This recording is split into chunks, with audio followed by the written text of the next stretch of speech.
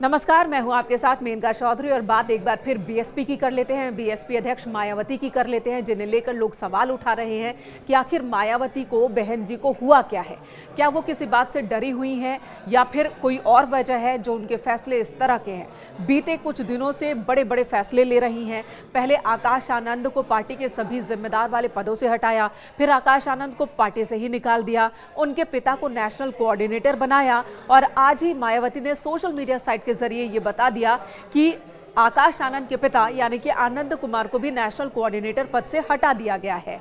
अब वो वही जिम्मेदारी निभाएंगे जो अब तक निभाते आए हैं, पार्टी के राष्ट्रीय उपाध्यक्ष की जिम्मेदारी। बहन जी हमारे नेता है, हमारे लिए सम्मानीय। अगर वो कुछ कर रही है तो बहुत सोच समझ के कि जो कुछ चल रहा होगा उसी आधार पर कर रही है। मैं उसमें क्या कह सकता हूँ, आप या उसमें क्या कह सकते हैं। ये तो समय है संघर्ष करने का, क्योंकि मधुवादी ताकतें इतनी शक्तिशाली होगी कि वो लोग उन्होंने जो है रोटी कपड़ा मकान तक छीन लिया। इतना जुल्म हो रहा है, अधिकारी सुरक्षित नहीं, कर्मचारी सुरक्षित नहीं है, महिलाएं सुरक्षित नहीं, नौजवान सुरक्षित नहीं है। ऐसे समय में मैं पारिवारिक लड़ाई पर बात करूं या यहाँ जो है जो लड़ाई जंग चल रही है इसमें योगदान दूं, तो हम तो अपनी ड्यूटी अदा करें, इसलिए हमने 10 तारीख को आंदोलन रखा है। बाकायदा मायावती ने सोशल मीडिया साइट एक्स पर लिखा और उन्होंने बताया कि आनंद कुमार को उन्होंने नेशनल कोऑर्डिनेटर के पद से हटा दिया है और इसकी वजह उन्होंने बताई है कि आनंद कुमार ने खुद एक पद पर रहकर काम करने की इच्छा जाहिर की है और वो अब नेशनल कोऑर्डिनेटर नहीं रहेंगे बल्कि राष्ट्रीय उपाध्यक्ष के तौर पर अपनी जिम्मेदारी को निभाते रहेंगे।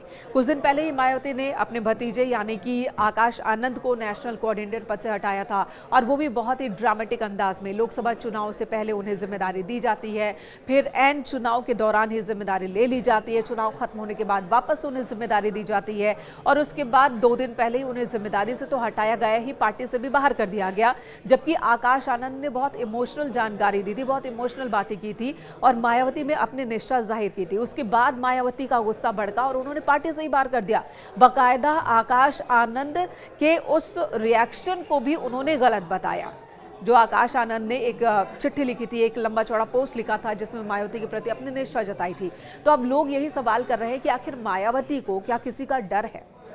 वो पार्टी जो एक वक्त में राष्ट्रीय पार्टी होने की दिशा में आगे बढ़ रही थी, उत्तर प्रदेश से बाहर निकलकर उत्तराखंड, दिल्ली और दूसरे राज्यों में भी चुनाव लड़ रही थी। ये पार्टी पूरे देश में जो दलित तबका है उस पर बीएसपी का वर्चस्व माना जाता था। ये कहा जाता था कि पूरे देश में कम से कम 6% औसत ये वोट तो मायावती को लिखे ही हैं। लेकिन अब वही पार्टी की स्थिति देखिए कि पार्टी सिकुड़ती जा रही है। उत्तर प्रदेश में भी अब पार्टी का जनाधार नहीं बचा।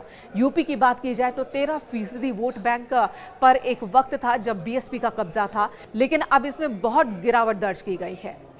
तो न विधानसभा में, न विधान परिषद में, न लोकसभा में कहीं पर भी नुमाइंदगी नहीं और उसके बाद भी बीएसपी के अंदर इतनी खटपट किस बात को लेकर हो रही है।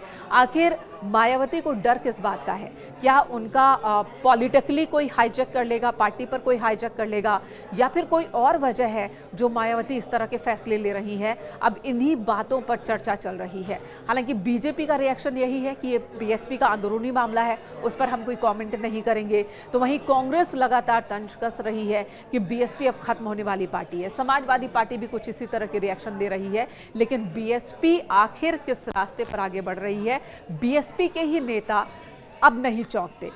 मायावती के इन फैसलों से बीएसपी के कई सीनियर लीडर्स अब चौंकते नहीं हैं। उनका कहना है कि मायावती ऐसी ही हैं, बहन जी इसी तरह के फैसले लेती हैं और शायद यही वजह है कि बीते कुछ सालों में, खासकर 2014 के बाद, मायावती ने एक से बढ़कर एक बड़े नेताओं को पार्टी से बाहर निकाल दिया। कभी अनुशासनहीनता का हवाला दिया तो कभी पार्टी विरोधी गतिविधियों में शामिल होने की बात कही और पूरे प्रदेश से बड़े बड़े नेताओं को बाहर का रास्ता दिखा दिया, जिसकी वजह से पार्टी इन दिनों अपने सबसे बुरे दौर में है और इस वक्त भी पार्टी संभलने को तैयार नहीं दिख रही है।